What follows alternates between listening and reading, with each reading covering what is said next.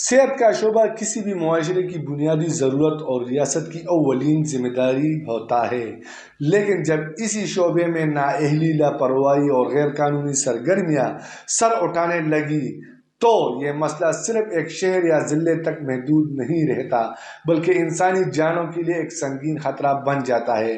پاکستان کے مختلف علاقوں کی طرح ضلع نوشہرہ میں بھی عطائی ڈاکٹروں کا بڑھتا ہوا رجحان ایک خاموش مگر خطرناک بحران کی شکل اختیار کر چکا ہے، جو اب ایک بڑے قومی بلکہ بین الاقوامی مسئلے کا روپ دھارتا جا رہا ہے۔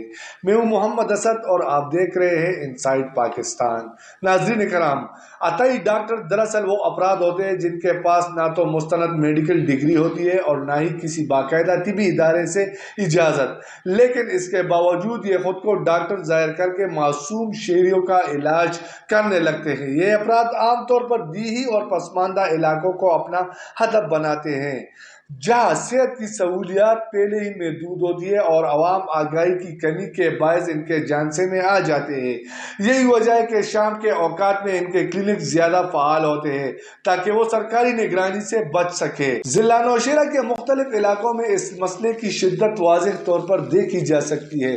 نوشہرہ کے مختلف علاقے جس میں بارہ بانڈہ، رشکئی، کلنجر میرا، خیش کفایہ، اوبالا، مثل آباد، سائس منڈی، گنڈیری، زنڈو بانڈہ، پیر سباگ، زڑمیانہ، بدرشی اور ولی جیسے علاقوں میں عطائی ڈاکٹروں کی بھرمار ایک سنگین سوالیہ نشان ہے۔ ان علاقوں میں غیر رجسٹرڈ کلینکس کھلے عام کام کر رہے ہیں، جہاں نہ صفائی کے معیارات کا خیال رکھا جاتا ہے، نہ ادویات کی درست مقدار دی جاتی ہے اور نہ ہی مریضوں کی تشخیص کی کسی سائنسی بنیاد پر کی جاتی ہے۔ نتیجتاً معمولی بیماری بھی جان لیوا ثابت ہو سکتی ہے۔ حکومتی سطح پر drug regulatory authority of Pakistan اور صوبائی ڈرگ انسپکٹرز کو اس مسئلے کے خاتمے کے لیے ذمہ دار قرار دیا گیا ہے۔ قانون کے مطابق بغیر لائسنس کلینک چلانا ایک جرم ہے جس پر مختلف دفعات کے تحت کارروائی کی جا سکتی ہے، جن میں جرمانے، قید اور کلینک سیل کرنا شامل ہے۔ وقتاً فوقتاً ان اداروں کی جانب سے چھاپے بھی مارے جاتے ہیں، غیر قانونی ادویات ضبط کی جاتی ہے اور کئی عطائیوں کو گرفتار بھی کیا جاتا ہے، لیکن یہ کارروائیاں مستقل بنیادوں پر نہیں ہوتی۔ اصل مسئلہ یہاں انتظامی غفلت اور نظام کی کمزوری ہے۔ ایک طرف محکمہ صحت اور ڈرگ ریگولیٹری ادارے محدود وسائل اور افرادی قوت کا بہانہ پیش کرتے ہیں تو دوسری جانب بعض مقامات پر مبینہ طور پر ملی بھگت اور کرپشن کے الزامات بھی سامنے آتے ہیں، جس کے باعث یہ غیر قانونی نیٹ ورک دوبارہ فعال ہو جاتا ہے۔ یہ ایک ایسا چکر بن چکا ہے جس میں وقتی کارروائی کے بعد حالات پھر وہی ہو جاتے ہیں۔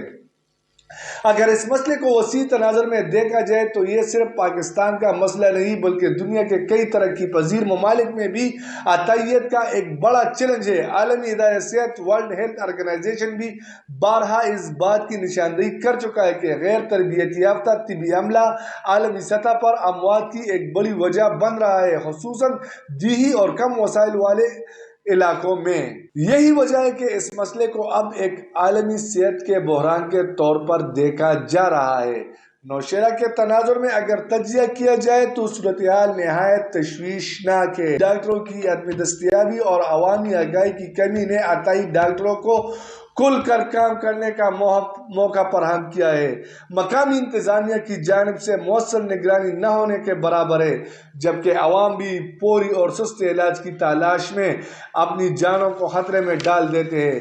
ضرورت اس امر کی ہے کہ حکومت فوری طور پر سخت اور مستقل بنیادوں پر کارروائیاں کرے، ڈرگ انسپکٹرز کی کارکردگی کو بہتر بنایا جائے اور عوام میں شعور اجاگر کیا جائے کہ وہ مستند ڈاکٹروں سے ہی علاج کروائے۔ اس کے ساتھ ساتھ دیہی علاقوں میں صحت کی سہولیات کو بہتر بنانا بھی ناگزیر ہے تاکہ لوگ عطائیوں کے پاس جانے پر مجبور نہ ہوں۔ یہ مسئلہ صرف قانون نافذ کرنے کا نہیں بلکہ انسانی جانوں کے تحفظ کا ہے، اور اگر اس پر فوری طور پر توجہ نہ دی گئی تو اس کے نتائج مزید خطرناک ہو سکتے ہیں۔